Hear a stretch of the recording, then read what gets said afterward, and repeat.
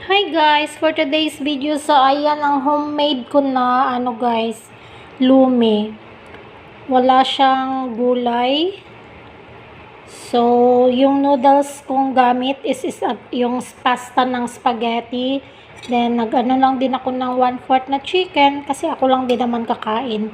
So, isang bowl lang ang ginawa ko guys.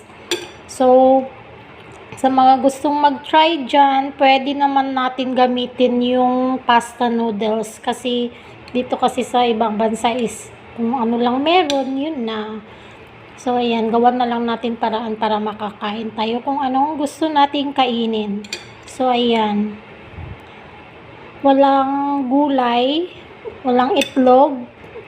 Kung anong available, yun na lang po. So, ayan. Yan. Medyo mainit pa guys.